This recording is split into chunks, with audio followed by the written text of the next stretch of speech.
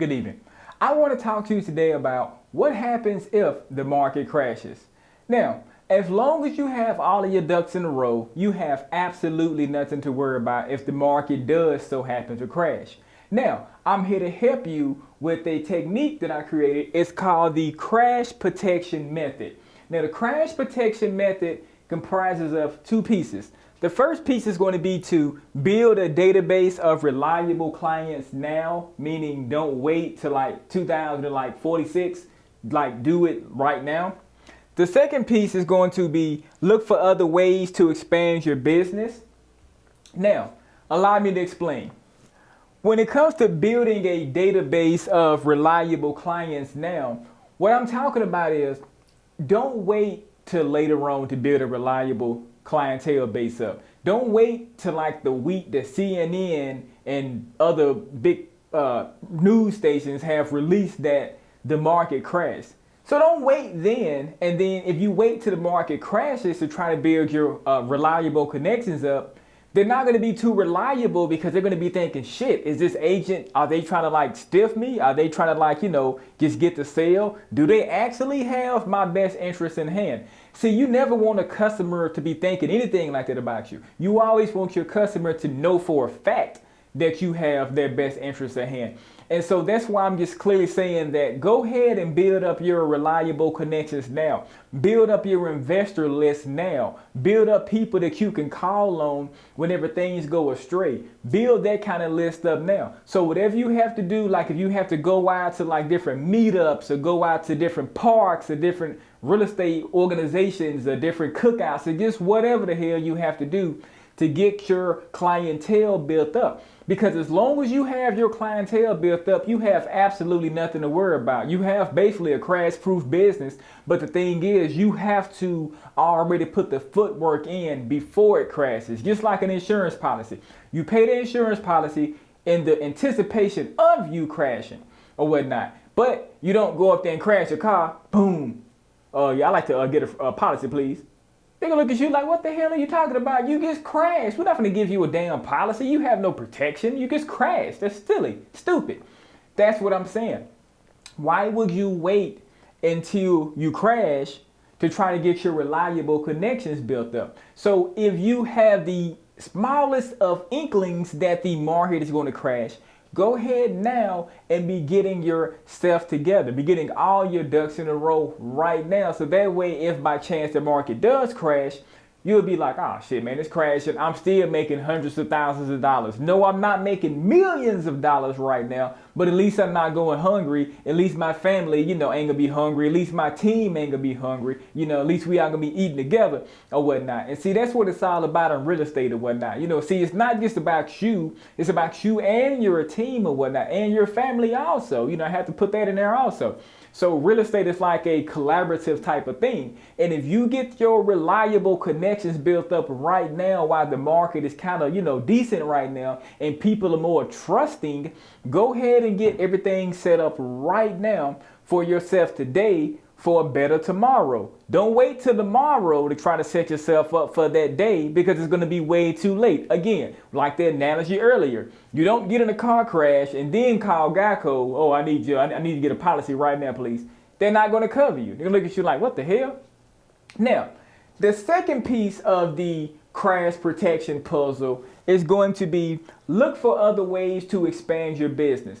Now, here's what I'm talking about. Other ways to expand your real estate business can be something like you maybe sell like a physical, tangible product, or you sell a digital product. Now, you may be thinking, oh, Tony, I'm not too creative, man. Shit, I don't know what to do. They have different fulfillment services out there that you can look into, like you pay a small fee, and then whenever somebody goes ahead and, buys something from you, the company makes it on behalf of you and ships it out to the customer and everything. So that's basically how like a drop shipping business, basically, but you can do something like that with your own company and whatnot. So that way, if the market does crash, you got some kind of backup. Let's just say for some reason, if you didn't follow the crash protection philosophy right here, and if you did not get your reliable clientele built up right now, and let's just say you waited or whatnot, if you have other ways to expand your business, you have absolutely nothing to worry about still, because that's another form of income. That's another leg on the stool that you have to protect yourself in a rainy day. So I highly advise, if you think the market is going to crash, be thinking of other ways and other things you can do in your business, just in case if it does crash, so you can divert attention, from one thing to the next. So that way you can still stay afloat, and that way, you don't have to, live a certain way unless you want to live that certain way and everything like that. See, that's what real estate is all about. Real estate is all about connections, just like a chain link fence. It's just like that. So as long as you have connections built up, long as you have people built up that you can call and count on at the drop of a whim. Now, let me say this. If you can call them at the drop of a whim and you can count on them, they need to be able to count on you too. Now, let me just say this now, even swap, no swindle.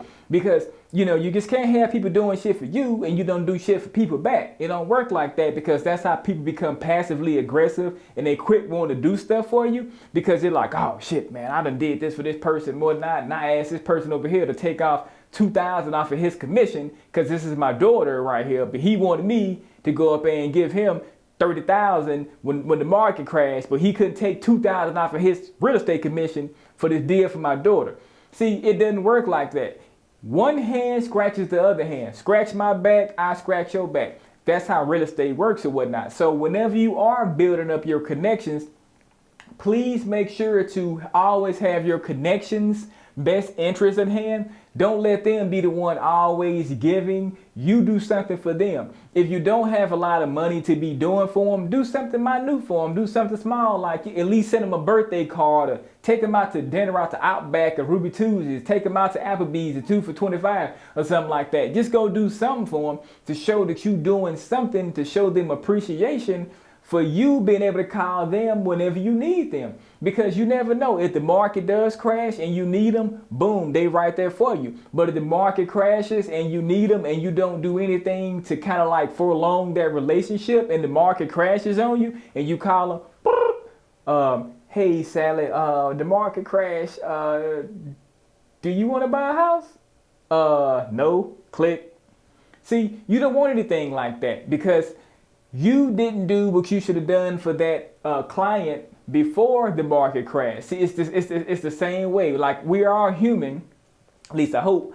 So, we all have wants and desires, and nobody who is of human beingness does anything without some kind of intention on expecting something back in return. I don't care who you are. You can be the most altruistic person in the world. It's in the back of your brain, you're thinking about some kind of return on what you've done in some shape, form, or fashion. You might not never admit it, but it's okay. Now, that's what I'm saying. You have to make sure you always do something for your clientele. So if the market does crash and you call them, they'll be happy to help you with referrals. They will be happy to help you, pass your name along. They will be happy to help you with different other business ventures and things like that. So please always make sure to go ahead and build your reliable clientele base up to starting today. And another thing, be always looking out for other ways to expand your real estate business and everything, just in case the market does crash. So you will always have a few things to fall back on, so that way you, your family, and your team won't be out in the cold and hungry.